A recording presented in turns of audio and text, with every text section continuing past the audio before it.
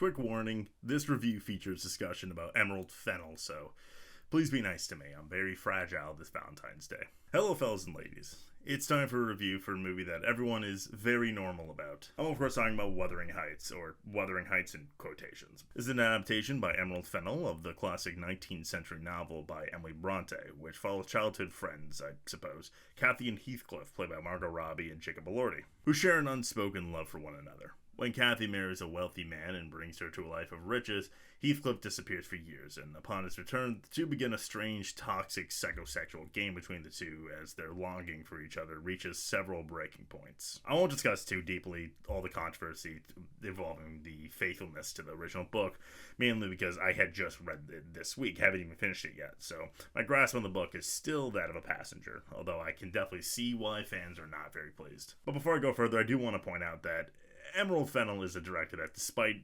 having only 2 movies under her belt, has picked up a strong wave of hate. Unusual for any filmmaker with 2 movies, but extra unusual for someone whose films are, to some degree, well reviewed. I consider myself pretty neutral on Fennell. I have my issues with her, but I also do not join in on the vitriol around her. Promising Young Woman was her debut, and it was pretty critically acclaimed, even won her an Oscar for her screenplay, despite having some shooters from the get-go that have gotten louder since release. And then Saltburn was rather divisive from the jump, but it did find a natural audience once it hit streaming. I don't think Promising Young Woman is a perfect film by any stretch, but I think it deserves more credit than it gets nowadays. Yes, the ending is silly, but before that happens, I do think it's a very well-constructed and thought-out subversion of revenge cinema, and an analysis of the repercussions of abuse, even on those not directly abused, how they slowly shed their humanity, on how confident men crumble the mere second they're confronted with their actions, that a mere stare-down can shatter the egos of catcalling construction workers. Saltburn, on the other hand, much messier.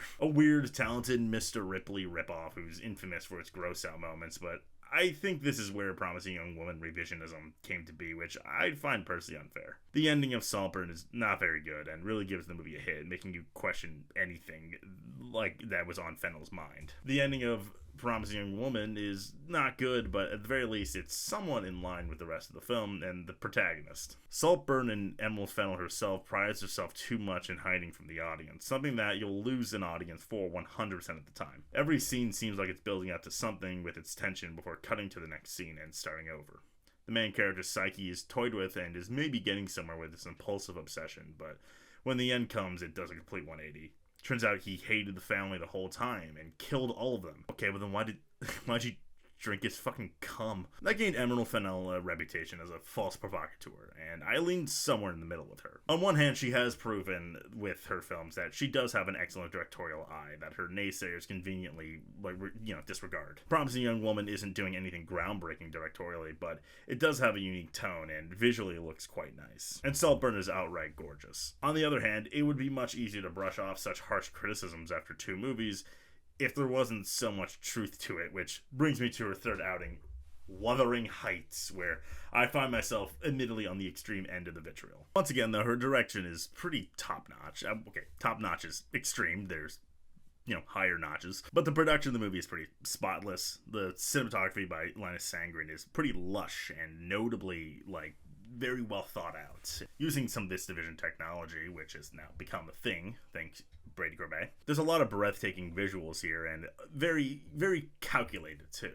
Even when it's raining, it looks so lush and very pretty. There's some shots that are actually downright breathtaking, and even the dichotomy between Wuthering Heights and the estates that Kathy lives in eventually, the big old mansion. The way that they're shot is just different. Wuthering Heights is misty and gross, almost gothic, whereas the home is very pretty and big, and while it lacks a narrative purpose, there is it is a nice touch. The sets and the costume work is pretty magnificent.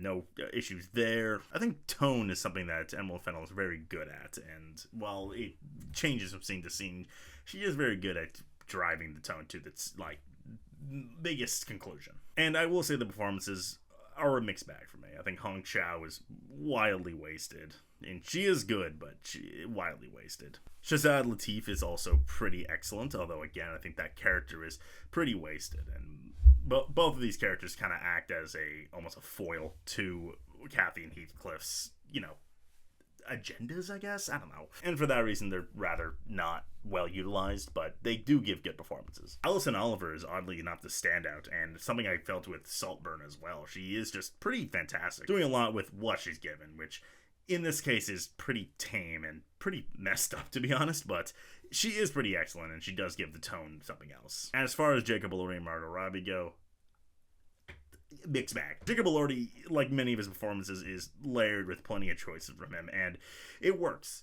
Initially, the stoicism and his, like, just standoffish, like, I'm gonna remain silent and brutish, did not land for me, but given where it wound up, it worked. He does disappear for a little bit of the movie. That's, part of the story. Not really a spoiler. And when he comes back, I'll get to that. But when he does come back, this is just his persona is just different, and I really was into it and his choices he makes. As far as Margot Robbie goes, she's not bad, but she is clearly miscast. Maybe it has something to do with the age that the character's supposed to be. Nothing about this character really gave off that this is supposed to be a young woman. Although not that Margot Robbie's old by any stretch of the imagination, but the book does kind of hint that Kathy's a lot more youthful, but that's not really my issue with her, I think. I don't know, Margot Robbie in this performance, she's not bad by any stretch. When she's given the big emotional beats, she doesn't do anything wrong with it. It's when she's a little bit more loose that something just doesn't feel right, and I think it kind of takes away from the calculation that Margot Robbie typically brings to a performance. For all of its problems, the first half is watchable. I can see the mess already. With Fennel just struggling to find a lane to play with, whether it's a erotic YA novel come to life or a prestige, historical drama. But it's perfectly watchable, akin to something like Pride and Prejudice. It's not fully working, but it's totally okay. But once Jacob Elordi re-enters the picture, he's not the problem, but this is when it absolutely nosedives to a point of absolute no return. And despite pockets of intrigue, it just never comes back. Emerald Fennell just has no filter to portray these characters as complete masochistic sociopaths, and there is truth to that in the book, although I think for the case of Kathy, it's dialed up a little bit. She can't seem to find an angle. Are we supposed to root against these people because of their behaviors, or kind of root for their romance? But I just wasn't. Jacob Elordi and Margot Robbie, they are hot, and that is Emerald Fennell knows this. That's why they were cast. They are hot, but their chemistry is just odd, which I suppose there's intention behind that because their relationship is just so toxic. But I don't know.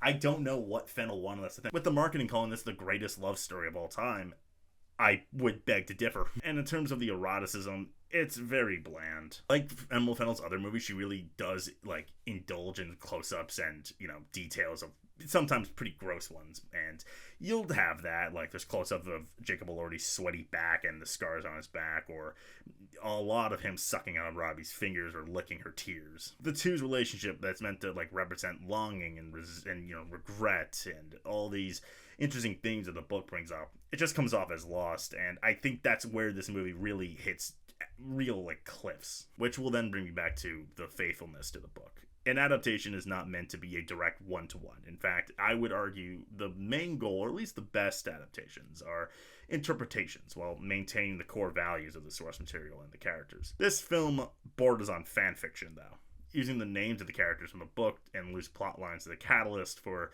Emerald Fennell really trying to get a reaction out of the audience. That's been her issue since, I guess, Saltburn? Promising Young Woman as well, but it felt a little more precise there, whereas Saltburn, it was very evident, especially once the movie was over, that she didn't really care how these provocative moments, affected the story.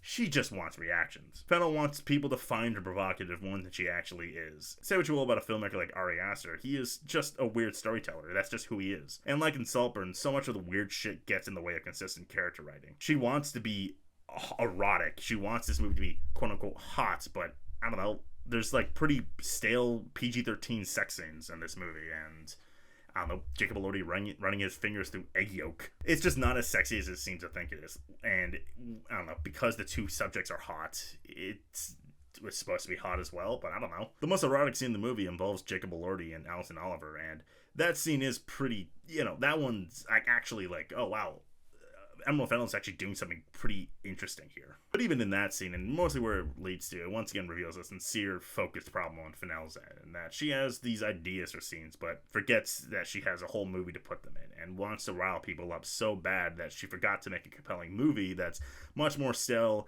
than she wants to believe it is. Or worse, than she wants us to believe it is. Because she wants to do this thing where she's making this weird psychological fucked up thing with these two awful people and this, sexual thing going on. But she's stuck in the trappings of the fact that she is adapting a classic book and she needs to stay within that parameter. And so much of the book is missing, by the way, which inherently not a terrible idea, but it does show a complete lack of care. She has no intention of accurately adapting the book.